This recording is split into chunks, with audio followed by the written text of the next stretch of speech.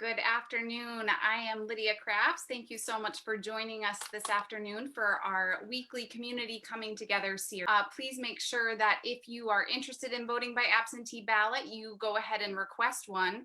You can call your town office directly, or it's easy to go online to the Maine Secretary of State's website and request one. Those ballots will be mailed out in mid-June, and we'll also have in-person voting. So if you want to show up at your polling stations on Tuesday, July 14th, you are free to do that as well. A couple of important events coming up this week. On June 11th, next Thursday, I am joining the Lincoln County News Primary Candidates Forum. We are meeting in person, socially distanced, at the Damariscotta Town Office, but the audience will be viewing from home over LCTV.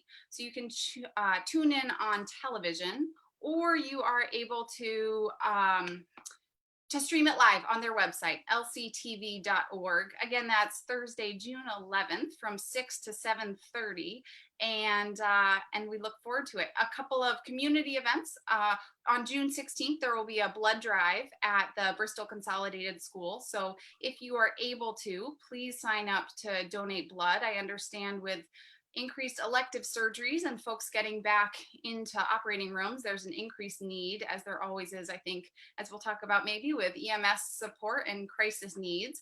And school's wrapping up. I live on Academy Hill Road, and I was pleased to see all of the Lincoln Academy graduates driving by. We were cheering them on earlier this afternoon. So I just want to give a nice shout out to all of the hardworking, resilient high school seniors and students across the district who have worked really hard to finish out their year, and we're there. I know Bristol Consolidated School, where I work, is approaching its last week of school, so I think everyone's excited for some summertime, and hopefully with some increased safety, we're able to be outside and enjoy the beautiful natural resources we have here in Maine.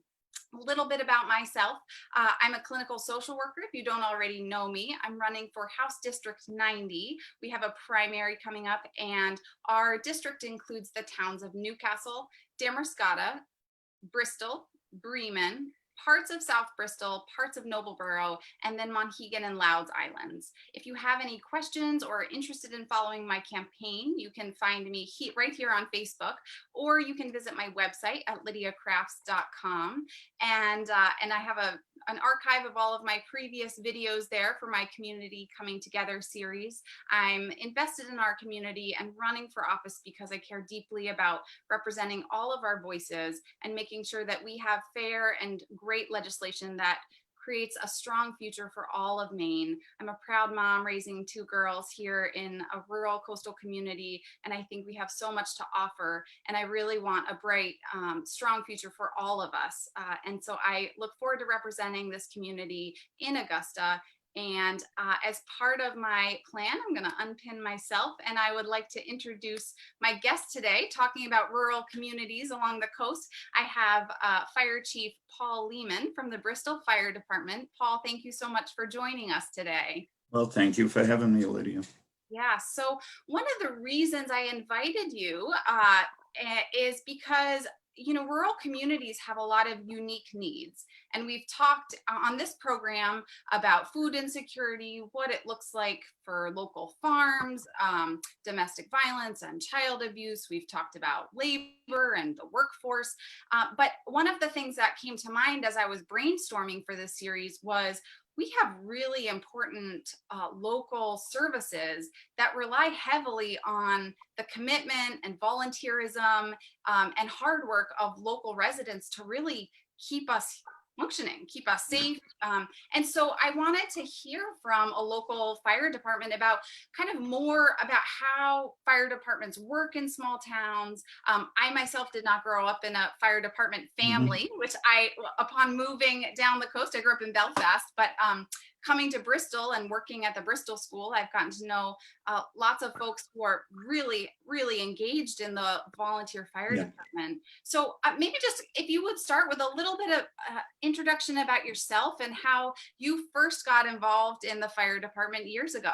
Sure. Well, I don't ever remember not being part of the fire department. My grandfather, Clifford Lehman, was one of one of the founding members of Somerset Fire, which is now Bristol Fire and Rescue.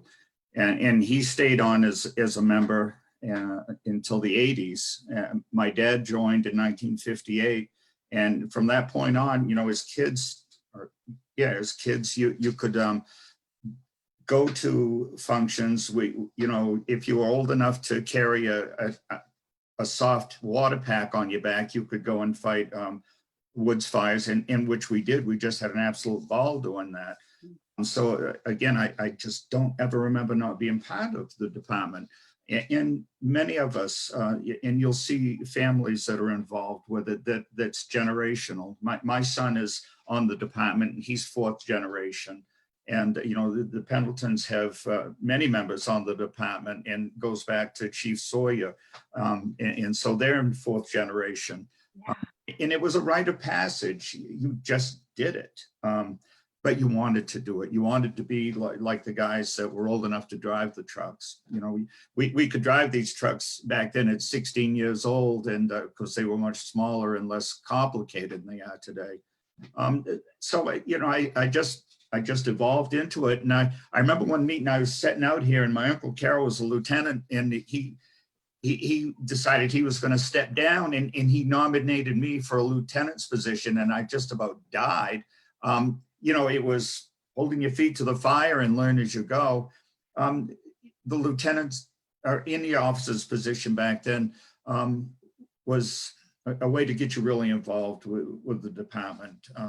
We had many officers, like even in Round Pond, we had an assistant chief, a captain, and 3 lieutenants, and an array of firefighters. And that has changed a lot today. I did go up through it when my dad retired. I got to be captain, and then we was at a fire, and I started doing this safety officer thing, and that was in 1988. And so I was safety officer for 22 years, and that was a great job for me. I'm very cautious, very careful. Obviously don't want to see anyone get hurt, and it's always good. And I now have a safety officer, or a number of people that can do the job. So in 2010, January 5th, I'll never forget it, 7:30, I became chief. And as I tell anyone that wins a position, the happiest you are is the night that you win the election, and you probably will see. And after that, the work really started. Yeah, certainly. And so I've morphed into a position. I'm a cook by trade. I cooked for 45 years, and I'd worked at the Dowland Center, and I just found it difficult to do both jobs. And I was willing to give up my chief's position in order just to do one job at the Dowland Center. Nobody wanted it. So it big shoes to fill. Yeah, well, Chief Pendleton had it for 20 years, and it was a big adjustment for our department. He was a great leader, and brought the department from the days when there were very little regulations, compliance ordinances and whatnot. And he really brought us along with several new engines and whatnot. So I find it difficult to keep up with the pace of a cook's position, and the town, decided to see if, or actually the summon decided to see if the town would support a full-time position, and it sort of came. I think I've had it. It will be almost 2 years. This is my 51st. That's 51 years on the fire department. So I say, I don't remember not being here. I probably my 51st years, but I've been involved for over 60 years. Wow. And so your position as the fire chief is the first full-time paid position in the Yes. Bristol Fire and Rescue, correct? Yeah, Chief Huntley of Newcastle was the first one in the county, and then I've become the second. And as a matter of fact, Chief Huntley and I graduated together at Lincoln Academy in 1970. And so we don't get to celebrate our 50th anniversary this year. Oh, that's a big one. It was, so I've tried to develop the position. There's always plenty to do. I think I sort of, before I became full-time, I could keep up with stuff like if you were flying at 30,000 feet and looking down and you just do the best you can. And Mhm. now I'm able to get really into the fine tuning of, I love paperwork, which is, people don't understand that. And I enjoy doing reports. You know, we had a couple of big fires this week, but Yes, it, you've been very busy. you know, to do the reports, but I just enjoy it. Mhm. So So some of the changes, go ahead, Lydia. oh, well, I just want to say I first met you at the Bristol School, and that Yes. you've been really integral. And this has been something that schools have really had to think about around safety preparedness. And really, I think everything I hear about your work with the department is being very detail oriented. To some folks, that degree of detail, or like you're saying about writing reports and focusing, we may overlook it, or we may not Yes. appreciate all of the details that go into things like keeping children secure and safe in schools, whether that's lockdown drills, fire drills, all of the, when you have 197 children's lives in your Oh hands, my gosh. that's a big responsibility. And I just appreciate how present you are in the school, and that I've come to know you because of that role, and that as a community, we see you, that you have a real presence in keeping all of us safe. Well, and you know, being part of the school, and I can honestly say my funnest times being in this position is being down there for our fire education week, and with the pre-Ks, and having my grandchildren around with me. And I got to tell you, that just, I love it. I love the kids that recognize me. I want them to not be afraid of firemen. We want them to, we're grandpas, we're grandmothers, great Yeah. grandmothers, and grandfathers. So Yeah. uh, Now that you say that, I'm just gonna, we'll see if this works. I'm doing this on the uh, fly, but I was looking for photos, and I found this. I'm gonna screen share, which is hopefully gonna pull up. ah, Can you see that? yes, oh my gosh. So this is my daughter here, Kestrel. Oh, She's in this year's pre-K class, and she came home elated that she got to use a fireman's hose. So oh, here's just a perfect example of what a community-minded fire department we have, that all the way up through middle school. And I know I'm not going to get the words right, but the smoke trailer, yes. and practicing exiting a smoke-filled room, that it's life skills, that we really are instilling safety and security in all of our children. You know, that picture says it all. And I think that's when we probably shot water at Donovan York hanging out the window. I'm sure he loved it, as did all of the kids. Um, and it's, you need to have events like that, because we see events that really rent space in our heads, and you need to bring joy. I know I can speak for the other members of the department. Yeah, the Flying Santa by helicopter at the lighthouse. We do, unfortunately this year we couldn't, the Easter egg hunt. We do the water slide. The kids have a great time, but it's great for our souls too, to get out there. And when you've done this long enough, you see children and grandchildren of ones that used to slide down the water slides. It's healthy for us to become part of the community in that way. But if we have to get serious and respond to emergencies, we're very able to do that. Yeah, and I think I would say, just as a parent, that children are familiar with you and Yes. know that firefighters are helpers, right? And I know pre-K talks about this. So who are the helpers in our community? And we really are the foundation of our community Yeah. in so many ways, both in the logistical fighting fires and on this ground and on the scene, but also just being part of the childhood and the community that we all live in. So I just Absolutely. have immense gratitude for that. So talking about, I mean, it is a volunteer fire department, correct? Yes. And so can you share with the audience what that looks like for recruiting, how rural fire departments can continue to have young people coming up through the ranks as our population ages, as we skew older Mhm. demographically, what it's like as a fire department to make sure that you have all of the resources, human power, to be able to continue to do a good job. Well, every department in the country is struggling for members. We're fortunate right now.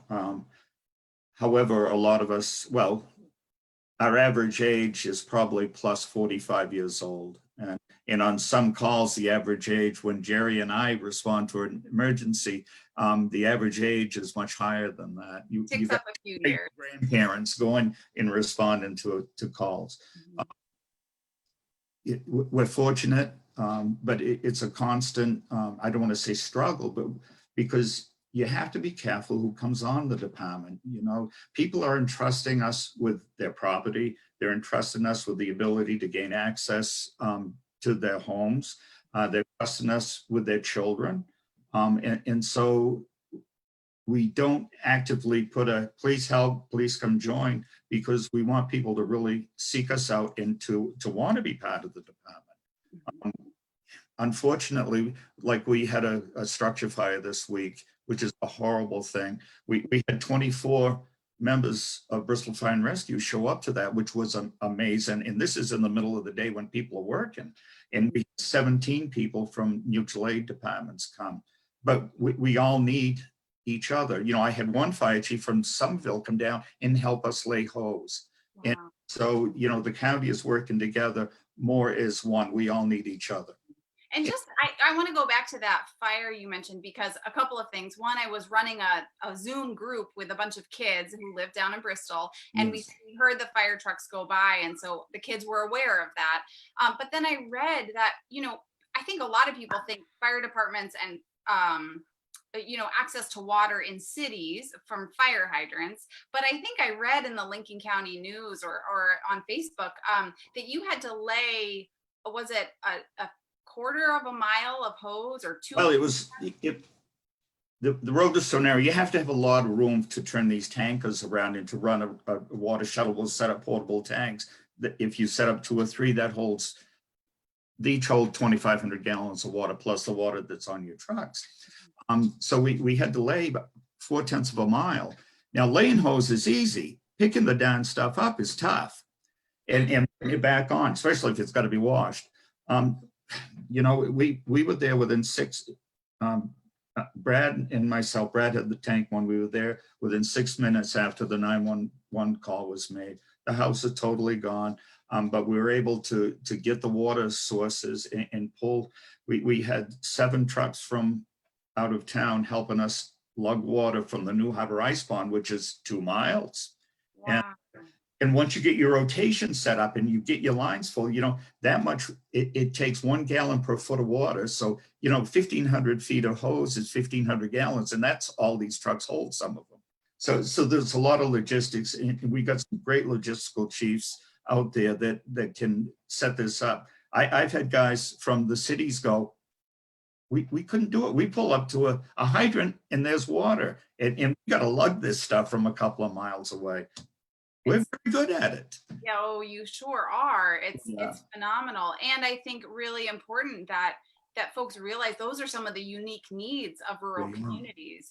That's not a simple task. It's not just the 6 minutes before you show up and then you're there. It's everything that goes into operating and implementing a plan to transport water. And you mentioned mutual aid. So can you talk a little bit about, you know, when I read in the paper or hear about a fire, I often hear and Newcastle Fire Department and Somerville and Whitefield.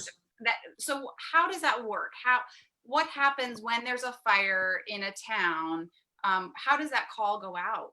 Well, the call goes into the Lincoln County Communications, and that's based in Wiscasset. Each department has its own set of protocols as to what they want for equipment for mutual aid response. For, like, we have automatic from a CLC ambulance for structure fires, but I have a mutual aid agreement with all 16 towns just in case we need it. And by mutual aid, that means that these the department members are covered by workers' comp insurance. You know, all the liabilities are covered. There is absolutely no freelance allowed, whereas in the other years ago, you could have 50 residents of a town fighting a fire, no gear, and no big deal. But you know, this manual, and I wanted to show everyone this. This is our compliance manual, and this is what we have to go by from Bureau of Labor Standards. I don't know all the stuff in there, but I'm just saying that there's a lot of regulations that we have to go by. Yeah. So anyway, each department has a different set of protocols, and they're all listed over to the comm center. So when we have a structure fire, I don't have to think about who's coming. They just automatically page the towns out. Okay. We have to work, you know, obviously location for dry hydrants and stuff. So once they page the towns out, then we make the call of where the different apparatus is going and members. Mm-hmm. And I'm an advocate for dry hydrants in the town. And so, I'm not familiar with dry hydrants. so if you've seen down where the Pemaquid Mill is now, you'll see these pipes coming out, and they're a dry hydrant. We hook up to it and just suck water out. The wet hydrants are the ones in the city, well, even Damascotta, that have water available that's pressurized. Okay, so you can. The number of dry hydrants around town, and we're trying to get more because they're really a great resource for us. Mhm. Yeah, absolutely. So what are some, you mentioned the age of firefighters and departments. What are some of the other challenges that fire departments face, sort of looking ahead, looking to the future of what communities will need? Well, we need young people to come along. And, you know, through that one fire, I got sidetracked. There's been one person that's shown an interest in joining the department. When we had a storm, a Patriots Day storm, I think in 2007, we got 4 or 5 people that joined then, and they're still part of our department.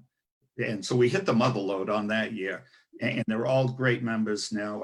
I call them kids now, but obviously they're in their late 20s and whatnot, and some are very high up in the officers' positions. But we really need to bring people on. We could use 6 people right now, probably in Round Pond, because we're very low on numbers in Round Pond. Mm-hmm. You know, it ebbs and flows. It does. But we worked so much years ago. We were 3 different stations, almost like 3 different departments. But now we work so much as one department, and we are one town. Bristol is one town, not made up of several villages. It is made up of several villages, but we act as one town. Yes. Yeah. That's important. I also, I just want to point out a little bit about that connection with what's important to me and why I'm running for office, because I think there are a lot of, I don't want to say invisible, but there are a lot of services that we need in our towns that need to be filled by young, able-bodied working people. And that as we're raising kids, I imagine kids growing up in families where firefighting is part of their tradition, that's naturally passed on, but that other children or young adults may be exposed, like you're saying, in storms, in experiences with the fire department. Sorry about that. The radios don't stop. No worries. That we really want folks who can be raising their families and finding jobs, paying jobs, and really settling in our rural communities, because we also need those folks to be able to step into some of these volunteer positions that just won't be filled otherwise. And that I think that we often talk about jobs, right? We need workers in jobs, that's important. But there's this whole network of other types of services we have in our community, like the fire and rescue, where we really need to be telling and showing young people that we're investing in them so that they are committed to working and giving back to our communities as well. You know, we're very fortunate the town supports a very generous payroll budget.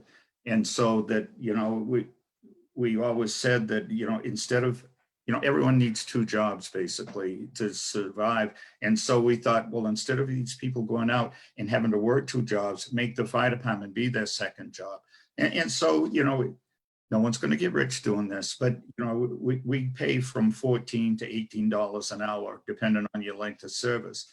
Fred Brewer from Damascotta Fire is trying to do a length of service award program through the state, and we get it passed, but they never fund us. Yes. But this will do me no good, but it will do people, say, in their 20s or 30s, so that when they decide to retire at maybe at 55, that you're getting a couple $100 a month from this.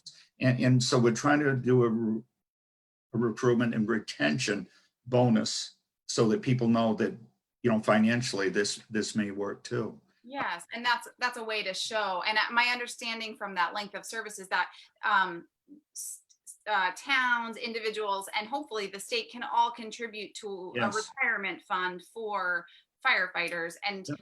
towns and individuals have been able to participate, but there has not been state funding. Right. And so that's a perfect legislative example of the way that the state government can really support all towns across the state, because this is not right. We may have unique needs, but every town needs a fire department. They Every do, they do, you know, and they're asking for $2.5 million to get it kicked off. And, you know, to me, that's a huge amount of money. However, in the scheme of things, if you could get a program going like this, I think it would enhance our abilities to draw more people. yes, yeah, And, you know, people can make a great living. You know, we've had one of our younger kids go up, and now he's director of CLC ambulance. I saw that Nick Bryant. Yes, You know, and we've had another one, Greg Feltes, who started with us, and now he's full-time paramedic and firefighter in Augusta Fire. So, and let's face it, he can retire in 20 years, you know, and he in his early 30s. yes, So yeah. there are great careers to be had with the fire service since they've integrated EMS and firefighting. Mhm. I think that's great. Yeah, I think about Sarah Pendleton going into Yes. nursing, right? That your exposure to things like fire and EMS also expose you, whether it's that direct field or those other professional opportunities that, like we need nurses and doctors and CNAs, that Oh my there's gosh, a lot yes. there's a lot of need in our community. And we're lucky to have such great medical care on top of that. Yeah, and she's another one of what I call the kids that joined back then. And here she is, an EMT, very capable EMT, plus an RN, a very capable nurse. Yes. So she obviously has a passion for giving to others and caring for people. Mhm. Yeah, yeah, absolutely. And um, if you think about sort of how the state can support fire departments, we talked about the length of service award. Are there other ideas or things that fire departments bat around for how we continue to strengthen that service that's so important? Well, the town of Bristol has supported us so much and was so fortunate to have that. A lot of towns rely on the federal grant and funding some new apparatus. And we've done well with that too. Um, you know, the length of service award probably is the number one thing right now to help all the fire departments in the state. That's great. And I just want to say that I think my outreach to you, it really comes from my own desire to make sure that voices that I may not know about, right? I'm not an expert in the fire department or what the specific needs are, but that those voices are heard, that Yeah. as ideas and issues come up for whether it's specific services or specific towns in our own district, that we have a voice in Augusta that can represent those and speak up, because I think we see a lot of Mainers using their creativity and entrepreneurship and just that hard work to really push through. And I think we can be a model. I think our community is a model for many towns Yes. in this district. And I think it's great to have all of our voices You know, represented. there's one thing that I thought of the state could really help out is because all EMS is licensed through the state. And it just seems like that process, the demands on license, even basic EMTs has been made extremely difficult. And unless you're on a full-time service, but if you just want to have an EMT license to use within your town, they could really lighten up the load on that. And it doesn't mean the quality of care goes down, but it could certainly lighten up some of the, recertification parts of it. Okay, that's helpful. We see that with teachers and the current Yes, Department of Education, just trying to streamline, right, to make it less of a hurdle for people to enter and to maintain their certification, and yes. more of a support to make sure that they have what they need. So that's a great suggestion. Well, Chief Lehman, I really appreciate you joining me today. Any last thoughts or suggestions for how folks, whether they're on the Bristol Peninsula or not, how they can get involved in supporting their local fire departments, whether it's by volunteering directly or what other types of contributions folks can make? Well, you know, visit your fire department, call your chiefs. You know, some people now have been donating water. We've had people donating PPE for us. Call the chiefs if you're able to give to your department, maybe not as far as time or money, a case of water, you know, just different things. But the fire departments belong to all the residents. And so get to know them, and any support is certainly welcomed. That's great. Yeah, I'll just share a short story. I was looking for a place to host my campaign launch event to invite supporters down, and someone suggested the Newcastle Fire Station. And I said I had no idea that that was a community space that was Yeah. open to folks to use. And Chief Huntley was extremely gracious and very great to work with, and I appreciated that. And I think that you know, we have so much to give back, because Yes. whether, you know, we may never have needed to use 911, we may never have had a fire ourselves, but you know in an instant that you all are the folks we want showing up in those moments. So I appreciate your service, and thank you so much again for joining us. I know that the Bristol Fire and Rescue has a Facebook page, so folks Yes. should feel encouraged to follow that, or your local town Facebook page, to keep up on events and other ways you can support your local fire department. You nailed it, Lydia. Oh, well, thank you so much, Paul. I really appreciate it, and I hope you enjoy your weekend. Thank you, and you too. Good luck Take campaign. You're care. doing a great job. Thank you very much for your support. I welcome. appreciate that. My pleasure. Bye-bye. Bye-bye.